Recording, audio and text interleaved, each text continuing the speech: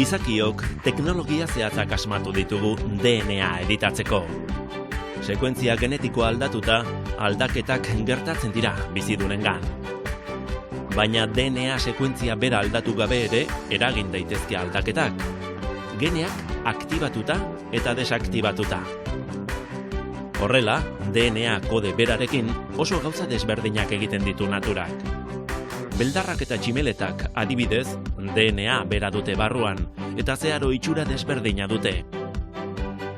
Gauza bera gertatzen da neurona batekin eta bihotzeko zelula batekin. Desberdintasuna epigenetikak sortzen du. DNA sekuentziaren gainean lan egiten duen mekanismo multzo bat da epigenetika. Marka epigenetikoek esaten dute zelula bakoitzean zein gene dauden aktibo eta zein ez.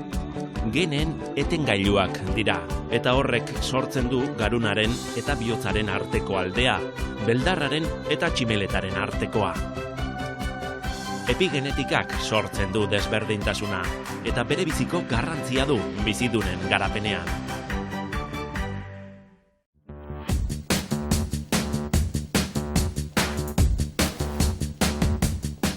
Ana Zubiaga genetikako katedraduna da Euskal Herriko Unibertsitatean. Berarekin ariko gara epigenetikaz.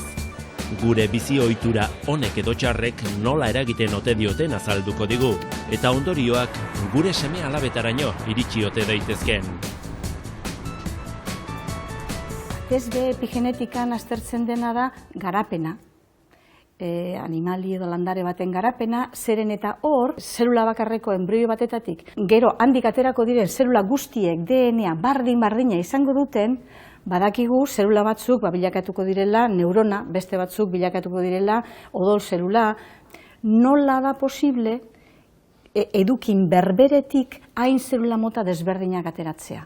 Hori izaten da, marka batzu jartzen zaizkielako, atxikitzen zaizkiolako DNA-ari leku desberdinetan, eta horiek kontrolatzen dute, noiz eta non sortuko den zelula mota bat edo bestea. Beraz, DNA gauza estatiko bat da, ez da mugitzen, aldiz epigenetika oso dinamikoa da. Ze marka horiek kendu eta ipini egiten dira, ezabatu eta jarri egiten dira DNA-an.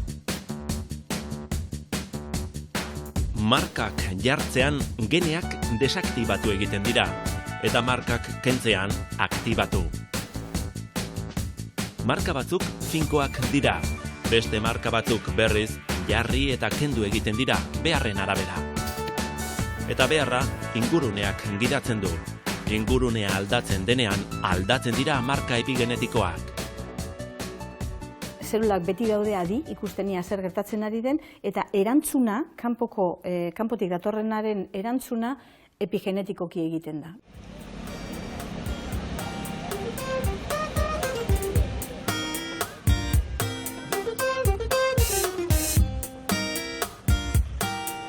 Inguruneak aldarazten baditu zelulen marka epigenetikoak, pentsatzekoa da pertsona baten bizimoduak zeresan handia izango duela bere ezaugarri epigenetikoetan.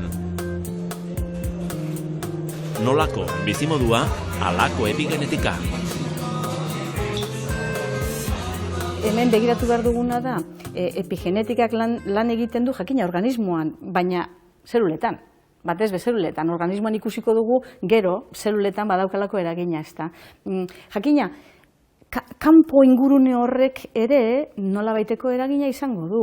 Tabakoarena da, adibide klasikoa, ez? Tabakoa sartuko dalako gorputzean eta azkenean bidea egingo duelako. Eta orduan zelula batzuk egongo dira horri aurre egiten, ez? Eta beraz, hoientzako ingurunea izango da bera tabakoa. Baina, kaso horietan, ez? Orduan ingurunea da gauza asko. Genetikoki berdinak diren bikiek ez dituzte marka epigenetiko berak izaten. Eta aldea handitu egiten da zartu ahala, ingurune eta bizi ohitura desberdinen ondorioz. Baina zientzialariak hasiberriak dira bizimoduaren eta epigenetikaren arteko harremana ulertzen. Elikadura da adibide bat. Ikerketa batzuek aditzera eman dute haurtzaroko ingurunea kritikoa dela. Marka epigenetikoen aldaketa gehienak ematen dira ez haurtzaroan, baizik eta lehenago, jaio baino lehenago. hor dago mogoioi handia gertatzen dena marka epigenetikoen kontu horretan. Eta seguru oraindik gauza asko guztiz egin gabe daudelako haurtzaroan, horbe aldaketa ikaragarriak egongo dira.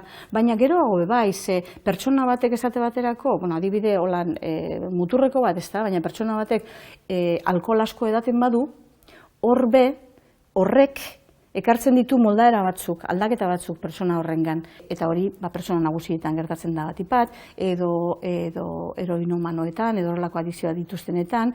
Horrelako gauza asko hartzen badituzu, zure zelulak aldatu egiten dira. Eta aldatzen dira epigenetikoki. Ikerketak gehiagok esango dute, noraino iristen den epigenetikaren eragina. Helmuga ez dugu ezagutzen, baina bideak txundigarria dirudi.